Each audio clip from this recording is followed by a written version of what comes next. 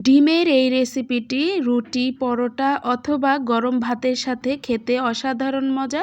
আসসালামু আলাইকুম বন্ধুরা, স্বাগত জানাচ্ছি তোমাদের নতুন একটি রেসিপি দেখার জন্য। আশা করছি এই রেসিপিটি তোমাদের কাছে ভীষণ ভালো লাগবে। আজকের রেসিপিটি যদি তোমাদের কাছে ভালো লেগে যায় অবশ্যই একটি লাইক দিয়ে আমার ভিডিওটি দেখে নেবে। আমার চ্যানেলটি সাবস্ক্রাইব করে আমার পাশে থেকে যাবে বন্ধুরা। আজকের রেসিপির জন্য এখানে আমি মিক্সিং বলে নিয়েছি 3টা ডিম। এখন দিয়ে দেব 1 টেবিল চামচ পেঁয়াজ কুচি। পেঁয়াজটা আমি একটু কিউব করে কেটেছি। দিয়ে দিলাম কাঁচামরিচ কুচি, টমেটো কুচি। এখন দিয়ে দেব স্বাদ মতো লবণ। দিয়ে দেব 2 চামচ বেসন। আমি এখানে চা চামচে 2 চামচ বেসন দিয়ে দিচ্ছি। দিয়ে দেব অল্প মরিচের গুঁড়ো, অল্প হলুদের গুঁড়ো। দিয়ে ভালো করে আমি মিশিয়ে নেব সবগুলো উপকরণ। একদম ভালো করে মিশিয়ে নিতে হবে জানি বেসনটার কোনো লাম্পস না থাকে। আমি একদম ভালো করে মিশিয়ে নিয়েছি। এখন চুলায় আমি একটা প্যান বসিয়ে দিয়েছি 2 টেবিল চামচ রান্নার তেল। তেলটা গরম হয়ে গেলে এখানে আমি কিউব করা 1 কাপ পেঁয়াজ কুচি দিয়ে দিচ্ছি। পেঁয়াজটাকে আমি হালকা করে একটু ভেজে নেব। পেঁয়াজের কাঁচা গন্ধ যাওয়ার আগ পর্যন্ত আমি পেঁয়াজটাকে ভেজে নেব। পেঁয়াজের কাঁচা গন্ধ চলে গেছে। এখন এর মধ্যে দিয়ে দেব 1/2 চামচ আদা রসুন বাটা। আদা রসুন বাটাটা দিয়েও আমি আরও কিছুক্ষণ সময় ভেজে নেব।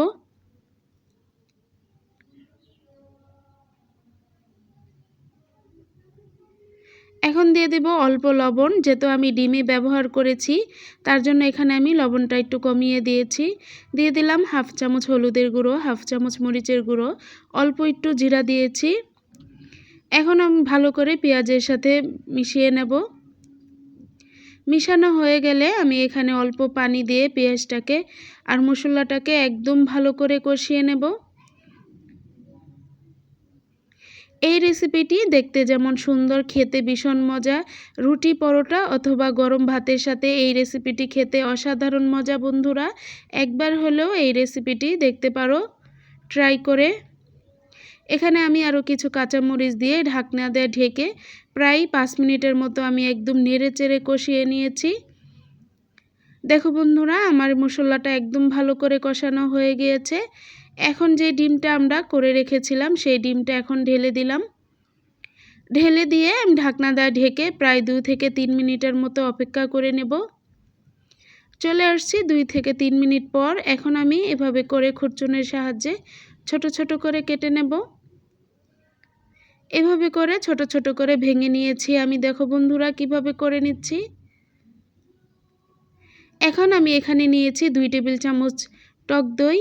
টক দইটাকে আমি একদম ভালো করে ফেটিয়ে নিয়েছি। এখন এই ডিমের মধ্যে দিয়ে আমি ভালো করে মিশিয়ে নেব।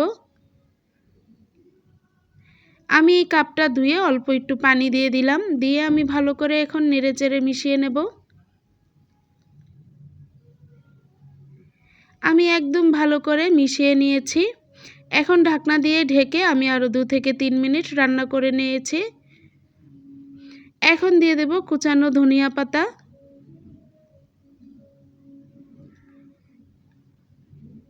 ধনিয়া পাতা দিয়ে আমি আবারও ভালো করে মিক্স করে নেব।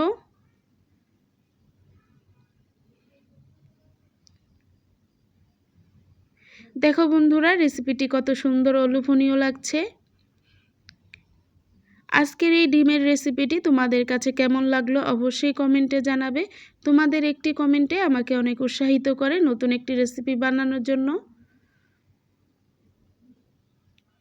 দেখো বন্ধুরা কত লোভনীয় লাগছে। একবার হলেও এই রেসিপিটি ট্রাই করে দেখতে পারো বন্ধুরা। আজকের রেসিপি এই পর্যন্তই। সবাই ভালো থাকবে। আল্লাহ হাফেজ। আসসালামু আলাইকুম।